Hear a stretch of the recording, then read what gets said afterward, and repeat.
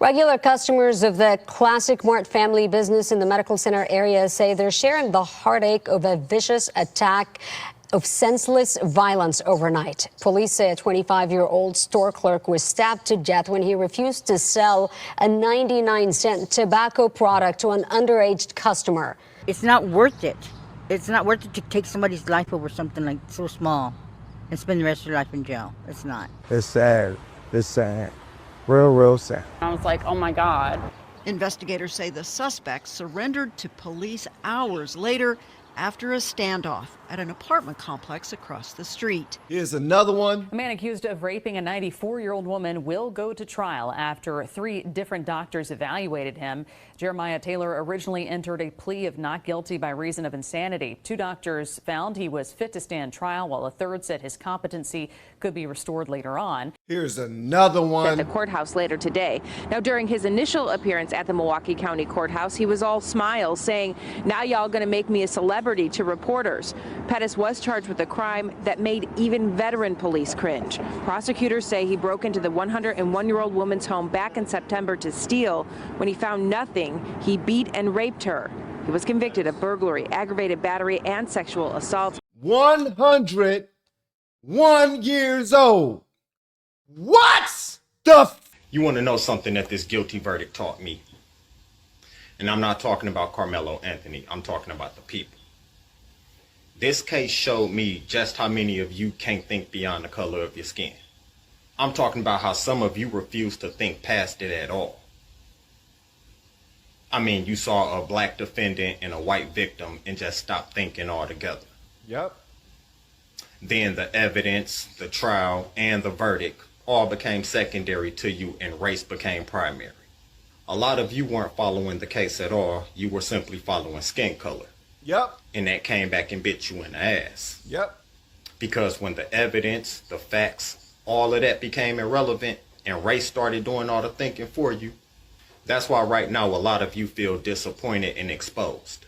Not because you supported Karmelo or because you disagree with the verdict, but because it revealed in real time that race was doing all the thinking for you and nothing else. Yep. How a lot of you were saying he's black, so I'm with him. How a lot of you were calling other black people coons because they refused to automatically support a stranger. Yep. How a lot of you became emotionally attached to a conclusion before the evidence even showed up. Yep. And then when that guilty verdict came back, you same people want to act shocked. Is it because you weren't evaluating the evidence, but instead trying to protect your identity instead?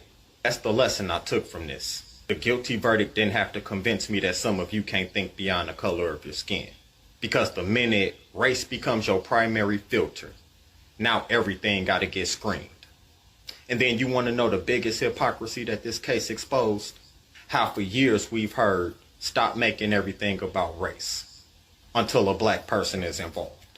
How we watched a lot of you say race shouldn't determine outcomes, then get angry when race doesn't determine the outcome you want. Flat out hypocrites. How some of you claim to hate racism, but the truth is you just want your version of it to be called something else. And that's why this guilty verdict is so revealing. Not because it proved race didn't matter, but because it exposed how a lot of you do need race to matter. Yep. And if your commitment to race is stronger than your commitment to truth, don't tell me you fighting for justice. A lot of you became the very same white supremacists you complain about, and this case proved it. You're no different and you're no better engaging in that same bigoted ass mindset. It's about time a lot of you start thinking beyond the color of your skin, otherwise shit like this is going to continue to happen.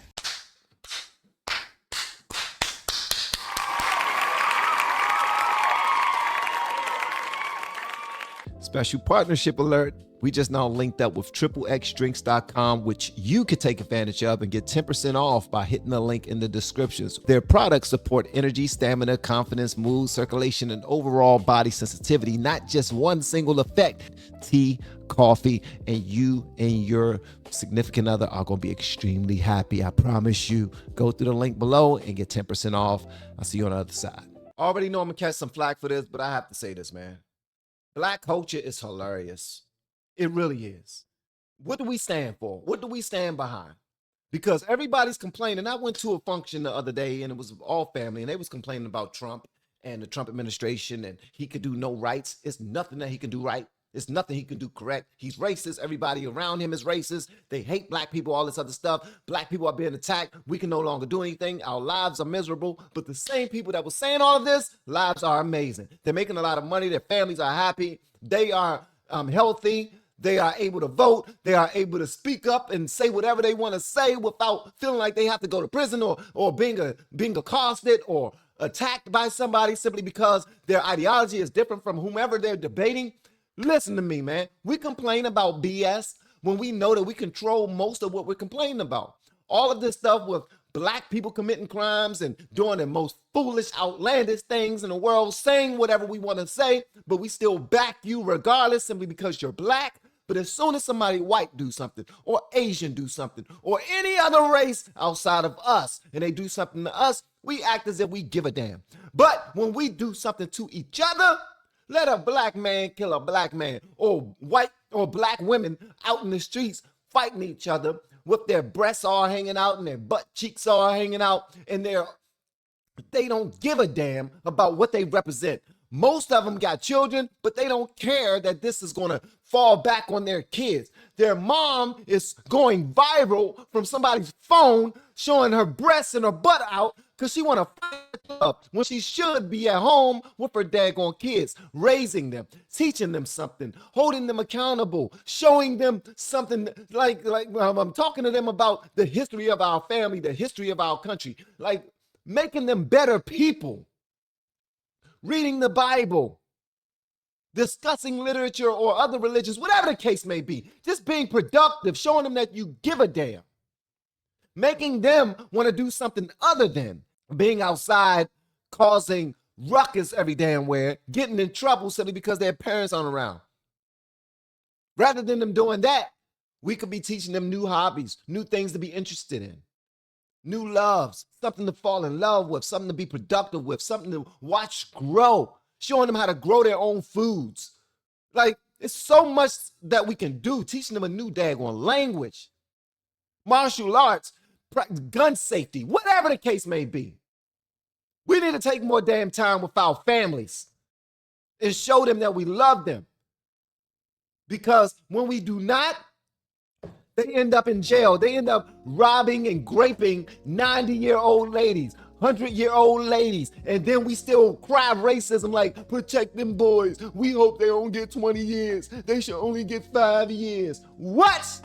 You do something to my mama, my grandmama, I'm going to want you to daggone rot in prison.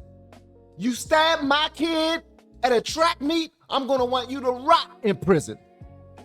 Eye for an eye.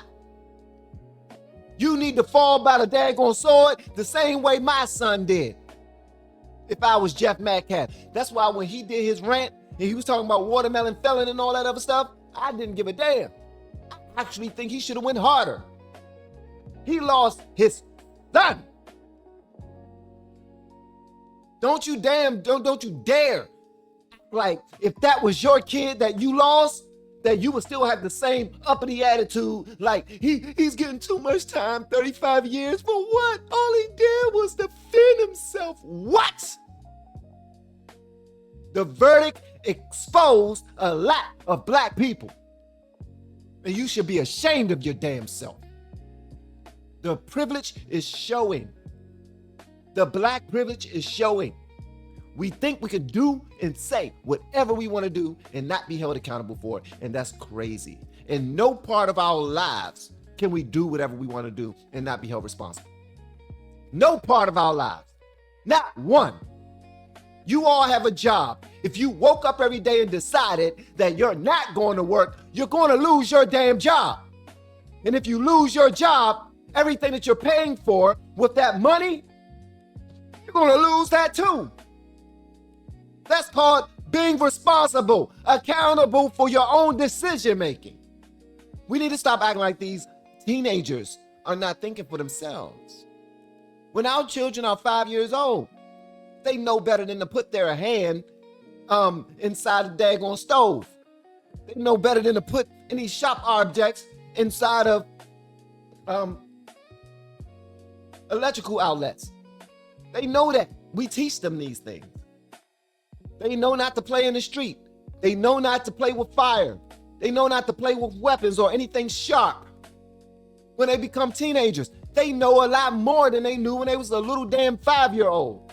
So for us to damn as if we don't understand how the law works, simply because somebody is black, you're doing yourself a disservice, your whole family, your whole community a disservice, because we're sending the wrong message to these imbeciles out here who think that they can do whatever the hell they want to do.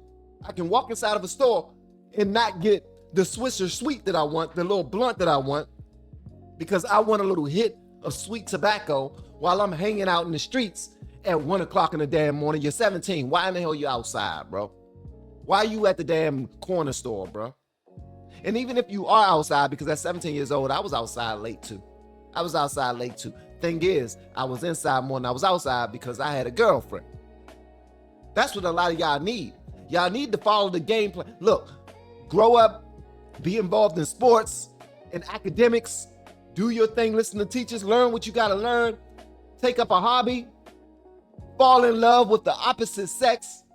You know what I mean? Start to practice with how it is to treat somebody and talk to somebody of the opposite sex, so you can get used to that part of your story, because at some point in your life, you're gonna wanna start your own family. It's the same thing over and over again. It's not difficult. It's not complicated. Life is not that complicated. We all have our ups and downs, our ebbs and flows, but at the end of the day, we are responsible for our own decision making. And we need to make sure that other people know this, and that we're not only backing them because we're bigoted. And yes, you can be bigoted whether you are black or white. And when I was growing up, when I was practicing positive comedic vision, when I was going to my meetings, and I got this tape from one of my meetings, this videotape, old cassette tape right here. It was a debate. It was a debate between Khalid Muhammad and Anthony Hilder. And the name of the debate was, is the white man the devil? That was the debate. And guess what? Both of those men agreed that the white man was the devil. They just came from different ways of thinking about it. It was ridiculous. Y'all let me know whatever y'all want me to know in the comments below. If you have yet to hit that subscribe button, please make sure you do so on your way out the door. Once again, guys, I'm Van, and now we are all the LFR family. I look forward to seeing you on the next video, hopefully inside the Patreon as well. If you want to support the channel, please look at the descriptions below this video. There's many ways to support the channel. If you're looking to start your own YouTube journey, reach out to me with the word coach. Maybe I can help you out. I've helped out a lot of other people. I would love to help you out as well. Last but not least, I have tea and coffee. It's for men and women that, you know, for happy time. It's something like Viagra, but it's way better, way healthier, lasts far longer, and it works for men and women. And I want y'all to check it out at TripleXDrinks. You'll see the link below the video as well. Y'all have an amazing day. Love on each other. Peace. We have been helping people grow online. It has been absolutely amazing. We have helped many content creators get from zero to monetization in under 30 days. We even have a couple of these superstars who did it in 1 or 2 weeks. If you want to learn how to do YouTube, I don't care your age, I don't care what skills or talents you have, trust me, I can help you do it effortlessly. Just reach out to me with the word coach and we can get it done. One more thing, we have a YouTube course that I just now created. I'm extremely proud of, and a lot of people are getting so much from. Purchase that course and work with us. You can join our private Facebook group and our daily group calls, which is 3 to 5 days per week, and you can learn so much more than you've ever learned before. I can't wait to hear from you. Love you. Peace.